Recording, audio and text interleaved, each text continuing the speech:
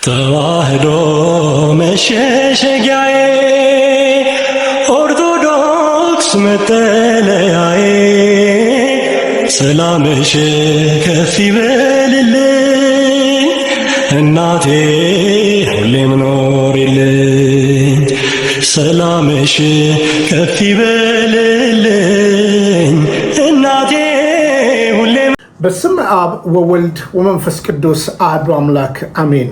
ሰላም ተወዳጆች እንደምናላችሁ፣ እኔ የፍጥረት ሁሉ ባለቤት እግዚአብሔር ይመስገን በጣም ደህና ነኝ። እንግዲህ ተወዳጆች ዛሬም በወሳኝ ሀሳብ ዙሪያ ወደ እናንተ መጥቻለሁ። እስቲ በመጀመሪያ እንግዲህ እህታችን ሲስተር ሚና አንድ ዝማሬ አውጥታለች እና የእህታችንን ዝማሬ ቀንጨብ አድርጌ ላሰማችሁ እነሆ። እለን ተከፋፍለን የአጵሎስ የኬፋ የፍጥረት ነፍሱ በእጃችን ጠፋ። የማንቂያ ደወሉ ናታንን ሳንሰማ ዛሬ ተጨንቀናል፣ ተስፋችን ጨልማ ኪርያላይሶ። አቤቱ ማረን፣ ይቅር በለን። አቤቱ ማረን፣ ይቅር በለን። ስለ እናት ብለን ዘንበል በልልን። ስለ እናት ብለን ዘንበል በልልን። እንግዲህ እህታችን ሚና በእውነት ከልብ እናመሰግናለን። መዘምርት ያው እኔ ብዙ ጊዜ ድምፅ እንዳለሽ እናገራለሁ እና ዘምሪልን እልሻለሁ እኛ ቤትን በመጣሽ ጊዜ እና ድንቅ ዝማሬ ዘምርሻል። እንግዲህ በዩቲዩብ ቻናሏ ላይ ገብታችሁ ትውልድ እንድታበረታቷት፣ በዝማሬው እንድትጽናኑ፣ ለትውልድ እንድታደርሱ የአደራ መልክቴ ነው። እንግዲህ ከዚህ በኋላ ሁለት ሀሳቦችን ደግሞ አጉልቼ ያሳያለሁ። ከዚህ በፊት በሰራሁት ቪዲዮ በካናዳ የነበረውን ሰልፍ አነሳለሁ። ዛሬ እንግዲህ ከቅዱስ ፓትርያርክ ቢሮ እንግዲህ ወሳኝ ደብዳቤ መጥቷል። ሰሞኑን በክትትል እንግዲህ ነገሮችን ይዤ ከጅማሬ ጀምሮ በቤንሻንጉልም በጋምቤላም በነበረው የአስተዳደራዊ የዶግማ የቀኖና ጥሰት ጉዳይ ላይ በአባ ሩፋኤል ጉዳይ ወሳኝ ሀሳቦችን ስሰራላችሁ ቆይቻለሁ። ይሁንና ግን አንዳንዶች በዚህ ጉዳይ ላይ የምታደርጓቸው የትኛውም እንቅስቃሴዎች አንደኛ ከቤተ ክርስቲያን ስለማይበልጥ ዛቻችሁም፣ ፉከራችሁም፣ ስድባችሁም ስለማይበልጥ እናገር ነበረ። እንግዲህ ያለፈው ዓርብ ዕለት እንደምታውቁት ቋሚ ሲኖዶስ ውሳኔ ወስኖ ዛሬ እንግዲህ ቅዱስ በቅዱስነታቸው ተፈርሞ ቋሚ ሲኖዶስም እንግዲህ በጠነከረ አካሄድና አመለካከት የበለጠጉ አባቶቻችን በእውነት ወሳኝ ነገሮችን ወስነዋል። በእኛ አባት ዙሪያ እኛ አባት እንግዲህ ነግሬያቸዋለሁ። ከትላንትና ወዲያ ጉዞ ጀምረው እያንዳንዱ ክትትላቸውን አቅርቤ ወደ ቤተ ክህነት ግን ሳይገቡ ውጭ አድረው በማግስቱ ግን ያው ወደ ቤተ ክህነት ገብተዋል። እናም እኔ ሁለት ሀሳብ ነው ያለኝ። ምናልባት ሾልከው ገብተው ሊሆን ይችላል በማግስቱ ሪፖርት ያደረጉት እንጂ ወደ አዲስ አበባ በዕለቱ እንደገቡ ተናግሬ ነበረ። ለማንኛውም ዛሬ እንግዲህ ከኢትዮጵያ ኦርቶዶክስ ተዋሕዶ ቤተክርስቲያን ቅዱስ ሲኖዶስ ጽሕፈት ቤት ወሳኝ ደብዳቤ በእኛ አባት ዙሪያ ወጥቷል። ሁለቱንም ሀሳቦች ጠቅለል አድርጌ ነግራቸዋለሁ። እንግዲህ እንደዚህ ይላል።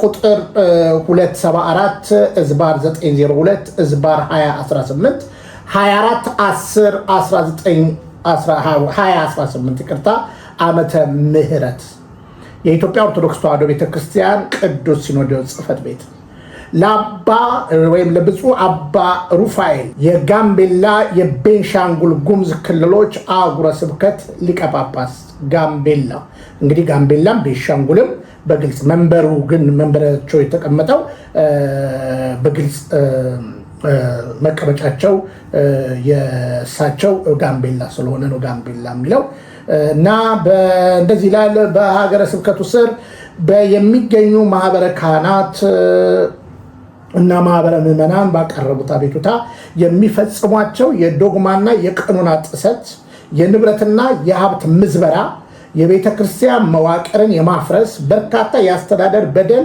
እየደረሰባቸው መሆኑን ገልጸው ባቀረቡት አቤቱታ መነሻ የመንበረ ፓትርያርክ ጠቅላይ ቤተ ክህነት ጽሕፈት ቤት አስተዳደር ጉባኤ ያሳለፈውን ውሳኔ ቋሚ ሲኖዶስ ሰኔ 19 ቀን ያው በደንብ ስሙ ሰኔ 19 ቀን ባለፈው ሳምንት ዓርብ ዕለት ማለት ነው ቀን 2018 ዓመተ ምህረት ባደረገው ስብሰባ ጉዳዩ በአስቸኳይ ተጣርቶ ውሳኔ እንዲያገኝ ሆኖ ውሳኔ እስኪሰጥበት ድረስ ብፁዕነቱ ወደ መንበረ ፓትርያርክ ጠቅላይ ቤተ ክህነት ጽሕፈት ቤት ግቢ መጥተው በግቢው በሚገኘው ማረፊያው ቤቶ እንዲቆዩ ይደረግ ሲል ወስኗል። ስለዚህም ብፁዕነቱ ከቋሚ ሲኖዶስ ውሳኔ መሰረት ጉዳዩ በአስቸኳይ ተጣርቶ ውሳኔ እስከሚሰጥ ድረስ በማንኛውም የሀገረ ስብከቱ አስተዳደር የሥራ እንቅስቃሴ እንዳይገቡ ሆኖ በአጣሪ ኮሚቴ ለሚቀርብሎ ጥያቄ ብቻ መልስ እንዲመልሱና እስከ ጥቅምት 2019 ዓመተ ምህረት የቅዱስ ሲኖዶስ ምዕላተ ጉባኤ ድረስ በመንበረ ፓትርያርክ ጠቅላይ ቤተ ክህነት ግቢ ሆነው የመጨረሻ ውሳኔ እንዲጠባበቁ የተወሰነ መሆኑን እናስታውቃለን። እግዚአብሔር ኢትዮጵያን ይባርክ። አባ ማትያስ ቀዳማዊ ፓትርያርክ ርዕሰ ሊቃነ ጳጳስ ዘኢትዮጵያ ሊቀ ጳጳስ ዘአክሱም ወጨጌ ዘመንበረ ተክለ ሃይማኖት። ግልባጭ ያው ማህተሞች አሉ እንደምታዩት ለብፁዕ ወቅዱስ ፓትርያርክ ልዩ ጽሕፈት ቤት፣ ለመንበረ ፓትርያርክ ጠቅላይ ቤተ ክህነት ጽሕፈት ቤት አዲስ አበባ፣ እንዲሁም ለጋምቤላ አህጉረ ስብከት ጽሕፈት ቤት፣ ለጋምቤላ ክልል አስተዳደር ጽሕፈት ቤት እንዲሁም ደግሞ ወደ ታች ወረድ ስንል ለቤንሻንጉል ጉሙዝ አሶሳ ሀገረ ስብከት ጽሕፈት ቤት፣ ለቤንሻንጉል ጉሙዝ ክልል አስተዳደር ጽሕፈት ቤት አሶሳ ጋምቤላ የሚል ይህንን ደብዳቤ ቅዱስ ቋሚ ሲኖዶስ እንግዲህ በፍጥነት ነገሮችን አጣርቶ ነገሮቹ ዝም ቢባሉ የሚካሄድበት አቅጣጫ ከባድ እንደሚሆን ተረድቶ ይህንን አስደናቂ ውሳኔ ወስኖልናል። እግዚአብሔር ይስጥልን። ስለዚህ አሁን ቀጣይ ነገሮች ምን ይሆናሉ የሚል ጥያቄም ለሚፈጥርባችሁ ሰዎች በግልጽ ከአባቶችም እንደሰማሁት ከነገሮችም እንዳጣራሁት የቤንሻንጉል ጉሙዝ መዋቅራዊ አስተዳደር በቀደሙ አባቶች በጠነከረ ነገር የሰለጠ ስለሆነ የተስተካከለ ስለሆነ እንግዲህ በዛ አህጉረ ስብከት ያሉ አስተዳዳሪ ሌላ አስተዳደር ሴሌክት ተደርጎላቸው ጉዳዩን የተለያየ ነገርን ይቀጥላሉ። እንዲሁም ደግሞ የጋምቤላን ጉዳይ በተመለከተ እንግዲህ ለሁለቱም ሀገረ ስብከት ሁለት ቡድን ተዋቅሯል። የመጀመሪያው ቡድን በግልጽ አማርኛ አጣሪ ኮሚቴ የሚባል ነው የተቋቋመው። ሁለተኛው ደግሞ አጽናኝ ወይም አስተማሪ የቤተክርስቲያን ስርዓትን በጽኑ የሚያስተምር ደግሞ ኮሚቴ ተዋቅሯል ማለት ነው። ስለዚህ በዛ አህጉረ ስብከት ላይ የተመደበው ነገር ምንድነው? አንደኛ ህዝቡ ምን ያህል እንደተጎዳ ይታወቃል። ምን ያህል ምዝበራ እንደተደረገበት ይታወቃል። ምን ያህል የሞራልም ሆነ የእምነት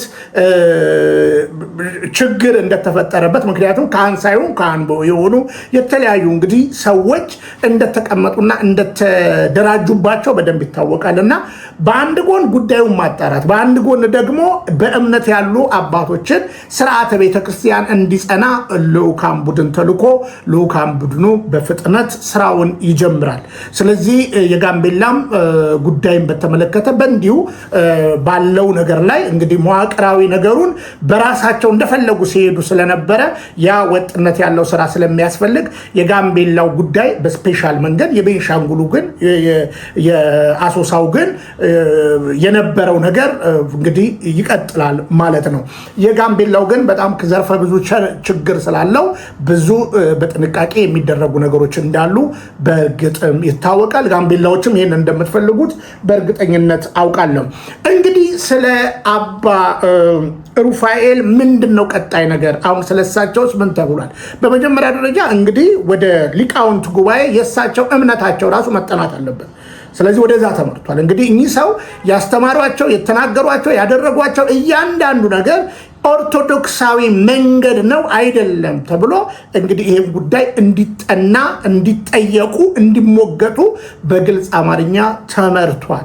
ያ ብቻ ሳይሆን የሚጠየቁባቸው አስተዳደራዊም ቀኖና ዶግማዊም በሆኑ ነገሮች ላይ ቅድም ደብዳቤውም ላይ እንደገለጽኩላችሁ በጽኑ ይጠየቃሉ።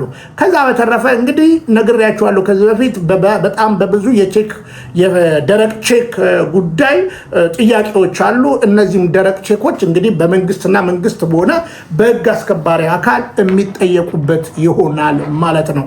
አዎ እኛ አባት እንግዲህ ለ18 ዓመት ህዝቡ ላይ ቀልደዋል፣ ህዝቡ ላይ ተጫውተዋል፣ ህዝቡ ላይ ብዙ በደልን ፈጽመዋል።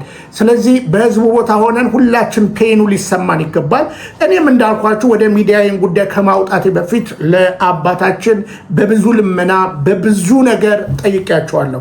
እርግጥም ያው በታማኝነት እስካሁን እግዚአብሔር የማይከብርባቸው ነውር የሆኑ ምናልባት ምንም ጥርጥር የለንም ክህነታቸው አውቶማቲካሊ በቅዱስ ሲኖዶስ ይወገዛል ብለን እናምናለን። ምክንያቱም ምንም የሚያሽሞነሙን ነገር ስለሌለ ማለት ነው። ስለዚህ ብዙ ለምነናል፣ ብዙ ነገር ተናግረናል። እኛ ያየነው ሌሎቻችሁ አትዩም እንላለን እና ይሄ ነው እንግዲህ ውሳኔውን እንግዲህ እየፈጸሙልን የቤተ ክርስቲያን እንግዲህ ቋሚ ሲኖዶስ አባቶቻችን ይልቁኑ ከፊት ሆነው የሚመሩ በአሁኑ ሰዓት ያሉ ጠቅላይ ጸሐፊው እንደገና ደግሞ የጠቅላይ ቤተ ክህነት ስራ አስኪያጁ ብፁዕ አቡነ ሳውሪዎስ እና ብፁዕ አቡነ ዲዮስቆሮስን ከልብ እናመሰግናለን። ሌሎቻችሁም እንደተጠበቀ ሆኖ ክብራችን በቃ አሳይታችሁናል።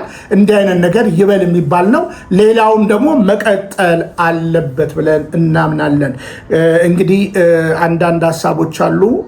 በዚህ አጋጣሚ ማናቸው ርዕሰ ባህታዊ ቆሞስ አባ ምናምን የሚባሉትም ሰውዬ አሜሪካ ሀገር ላይ በጽኑ ህመም እንዳሉ አንዳንድ ወሬ ሰምተናል።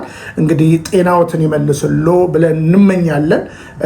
ነገር ግን በእኚህም በነ ግርማም በነ ተስፋዬም በሌሎችም ጉዳይ አባቶቻችን ከዚህ በኋላም ጠንካራ ነገር እንደሚያስወስኑልን በመሰል ነገር በጎጃም አካባቢ ቅባት ተብሎ ደግሞ በጣም በጣም በጣም ከባባድ ነገሮች አሉ። በጠነከረ ነገር ይሄዱበታል ብለን ተስፋ እናደርጋለን። ምክንያቱም ቤተክርስቲያን የኋላዋን ታያለች፣ የፊቷን ደግሞ ለመያዝ መዘርጋት አለባትና እያንዳንዱን ነገር እንግዲህ በጽኑ አባቶቻችን እንድታስፈጽሙልን ያደራ መልእክታችን ነው። አሁንም እንደዚህ አይነት ፈጣን እርምጃዎች የሚፈልጉ አያሌ ነገሮች አሉና አደራ አደራ አደራ እንላለን። እንግዲህ ከዚህ በመቀጠል እንግዲህ በመጀመሪያው ቪዲዮ ላይ እንዳሳየዋችሁ በካናዳ እንግዲህ ቦታውን ከተሳሳትኩ አላውቅም፣ ዊኒፔግ በጣም ወዳቸውና ማከብራቸው አባት አሉ። በስልክ ነው 1 ቀን 2 ቀን አናግሬያቸው ማቀው።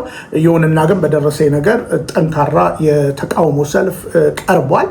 አትግደሉን፣ ስለ ቤተክርስቲያን ዝም አንልም፣ አርሲ የሚለውን እያንዳንዱ እየታረድንና እየተቃጠልን ያለበትንም ጠንካራ ሀሳብ ችረዋል እና ልናመሰግናቸው ይገባል። ሌሎቻቸውም ከነዚህ ፈለግን በመከተል ወሳኝነት ያለውን ነገር እንድትወስኑ አደራ እንላለን፣ እንድትወጡ። አንዳንዶቻችሁም እየወጣችሁ ስላለ ከልብ እናመሰግናለን። ይህንን እንግዲህ ሙሉን ፕሮግራም ከዚህ በፊት በነበረኝ መርሃ ግብር ላይ ጭኘዋለሁ። ይህንን እንድታዩና እንድታደርጉ ይሁን ሌሎቻችሁም። ምክንያቱም ቤተክርስቲያን በአሁኑ ሰዓት እንግዲህ በውስጥም ሆነ በውጭ በፈተና ላይ አለች። የውጭውን ብቻ ሳይሆን የውስጡ የውስጡንም እየተከላከልን እያጠራን የውጭውን ደግሞ ለመከላከል አስራዳ ቤተክርስቲያንን አስታክስ ብለን መጮሃችንን እንቀጥላለን። ስለሆነም እንግዲህ እነዚህና መሰል ነገሮችን ይዤላችሁ መጥቻለሁ። እንግዲህ የተወሰነ ውሳኔ በጣም አስደስቶናል። ሌላው ግን በስተመጨረሻ ስለ ደቡብ አፍሪካ ብፁዕ አቡነ ሄኖክ የሰጡት አባታዊ ምልከታ አለ። እንግዲህ በደቡብ አፍሪካ ያለው አስቸኳይ የማስፈራራትና አገር ልቀቁ የሚል ነገር ብዙዎቻችንን ስጋት ላይ ጥሎናል። ሁላችሁም እንግዲህ ለደቡብ አፍሪካ ወንድሞቻችን እንድንጸልይ ይሆን። ምክንያቱም የሌላው ሀገር መንግስት ገብቶ አንዳንድ ነገሮች እያደረገ ነው። የኛ መንግስት ግን ጆሮ ዳባ ብሎ ዝም እንዳለ እስካሁን ሰዓት ድረስ እናውቃለን። ስለዚህ ምናልባት ዛሬ ምሽት በሚኖረኝ የላይቭ ፕሮግራም ከሳውዝ አፍሪካ ከትላንትና በስቲያም አስገብቼ እንዳናገርኩኝ ወቅታዊ ነገሩን እምዘግብ ይሆናል።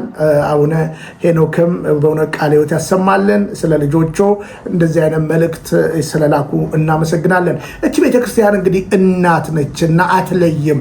ይሄ ልጄ ነው ይሄ ልጄ አይደለም። እንደምታውቁት በቅርቡ ጊዜ በሳውዲ አረቢያ በታገቱ ልጆች መካከል ለሞት በተዘጋጁ ልጆች መካከል ኦፊሻል ደብዳቤ ጽፋ ከመንግስት በላይ ይህንን የእስር ደብዳቤ ያስቀደደች እቺ ስንዱ እመቤት ቤተክርስቲያን ነች እና ቤተክርስቲያንን ውደዷት፣ አክብሯት፣ ቀረቧት፣ እወቋት። ያኔ እንደኔ ተፈነድቃላችሁ። እውነተኛ የክርስቶስ ቤተክርስቲያን ኦርቶዶክስ ተዋህዶ መሆኗን ያለ ጥርጥር ትገነዘባላችሁ። አዎ መጽሐፍ ቅዱስ ያነበበ ሰው የሚሆነው አንድ ነገር ነው፣ ኦርቶዶክስ ተዋህዶነት። ብንያም ሽታዬ ነኝ፣ የፍቅረ ኢየሱስ ከስደት ሀገር ኡጋንዳ ካምፓላ። በሌላ ሀሳብ እስክንገናኝ ቸርን ሰንብት። ሰላም። ተዋህዶ መሸሸጊያዬ፣ ኦርቶዶክስ መጠለያዬ፣ ሰላምሽ ከፍ ይበልልኝ እናቴ ሁሌም ኖሪልኝ። ሰላምሽ ከፍ ይበልልኝ